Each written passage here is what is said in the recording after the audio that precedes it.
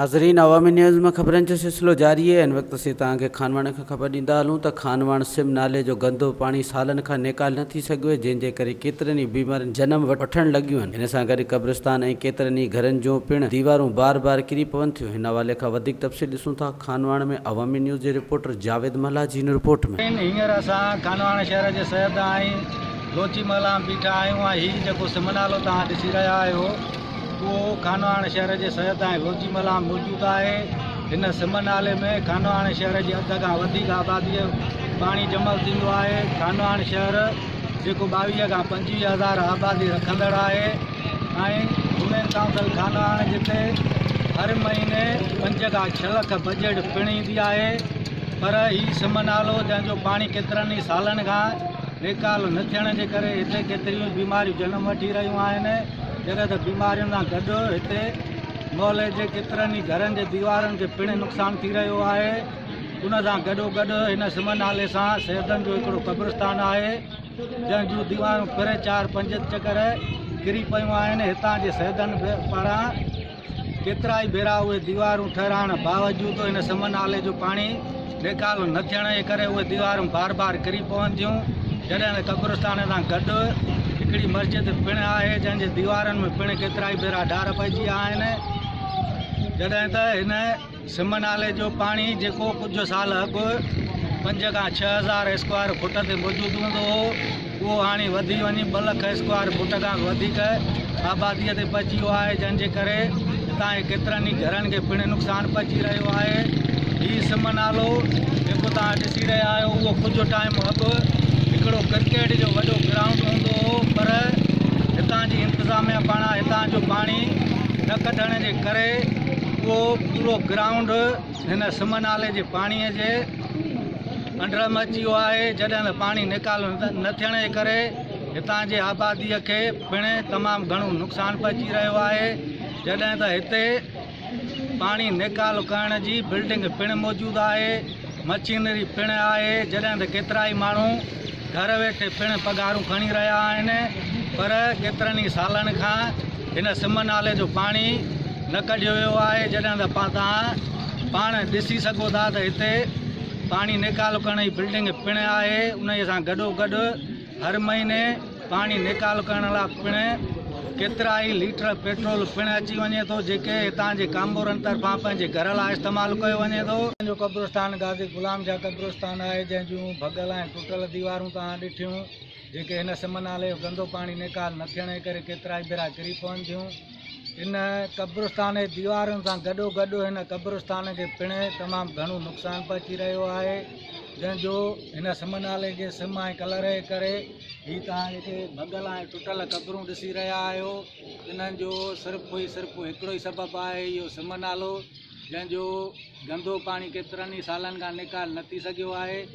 तव्हां हीअ पुठियां बि ॾिसी सघो था, जेके केतिरियूं क़ब्रूं डथल नज़र अची रहियूं आहिनि, उहे बि सिर्फ़ु ऐं सिर्फ़ु हिन सिम ऐं कलर जे करे डथी पियूं आहिनि। तव्हां उनजो अंदाज़ो हिन पकी क़बर मां लॻाए सघो था।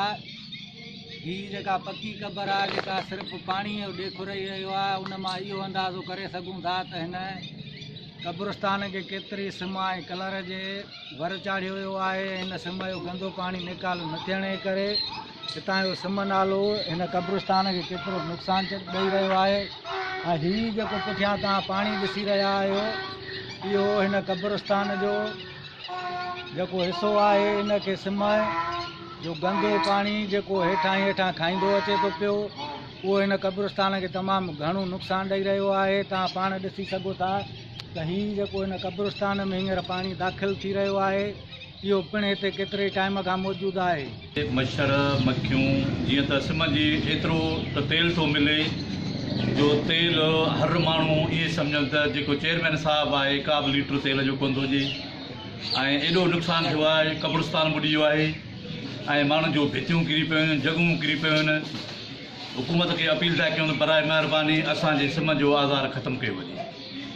जीअं त कमुकारु हेॾो थियल आहे, पैप पूरियल आहिनि, घटि में घटि किरोड़ सवा जो हिते कमु थी वियो, उन जे लाइ हिकिड़ी मशीन असां वटि फिट थियल आहे। उन जे लाइ न को ट्रांसफार्मर थो ॾिनो वञे, न को तेल थो ॾिनो वञे, उहो मोटर बि असां वटि हिनमहिल ताईं मौजूदु आहे। गवर्नमेंट जो मौजूदु लाइट वारो मीटर असां वटि मौजूदु आहे ऐं ट्रांसफार्म अॼु ताईं असांखे न मिलियो आहे। महिरबानी करे हुकूमत खे अपील आहे त ट्रांसफार्म असांखे हणी ॾेई वञनि त असांजो पाणी जो निकाल थी वञे। महिरबानी।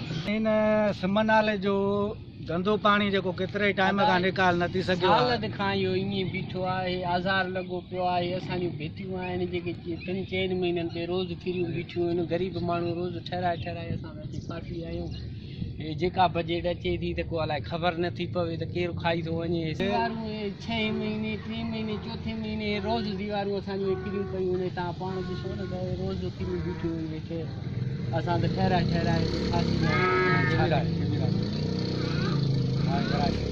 सही आहे, असांजूं रोज़ किरी पियूं आहिनि भेटियूं। 6 महीने 8 महीने रोज़ भेटियूं किरियूं पियूं आहिनि। सिम सालनि खां बीठी आहे थी, ख़बर न आहे केरु बजट खाई थो वञे, का ख़बर ई कान थी पवे। असांजो हुकूमत खे पुरज़ोर मुतालबो आहे भई महिरबानी करे हिन जी मालिकी कई वञे, को पाणी कढियो वञे। हिते वॾो मच्छरनि जो आज़ार आहे, माण्हुनि लाइ लंघण वञण जो आज़ार आहे, सभु ग़रीबनि जे लाइ हिते आज़ार आहे। 12 साल जेको थी विया आहिनि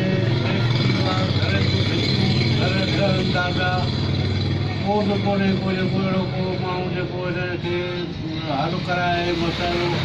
वॾो पाड़े में आज़ार आहे, अचण वञण जी ॾाढी तकलीफ़ आहे। हिन जे करे महिरबानी करे जेको हिन जो को हल कढो, हे सही करे वञो या पाणी जी निकाली थी वञे। उनजा ज़िम्मेवार कहिड़ा, जॾहिं हर महीने हिन जो पेट्रोल बि अचे थो ऐं हितां जा केतिरा ई मुलाज़िमत रखियल आहिनि जेके घर वेठे पघारूं खणनि था। इन जो ज़िम्मेवार उहो ई आहे जेको इन खे संभालनी पवंदा, अचनि पवंदा। खूह जेके आहिनि पाणीअ जा उहे जेको आहे बंदि लॻा पिया आहिनि, मोटर बंदि लॻा पिया आहिनि। उनजो ज़िम्मेवार उहो ई आहे जेको शहर खे संभालण वारो आहे। उहे ई ज़िम्मेवार आहिनि। महिरबानी करे इहो मसइलो हल करे। जो पाड़े में ॾाढी तकलीफ़ आहे, भितियूं घर सेक थी वियो आहे, माण्हू हलण में लाचार आहिनि। ज़िम्मेवार जेके हेल्थ वारा आहिनि उहे ज़िम्मेवार आहिनि। केतिरा साल थी विया आहिनि, 15-20 साल, अञा बि 30 साल थी विया आहिनि त इहा ड्रेनेज सिस्टम ठहियो पियो आहे।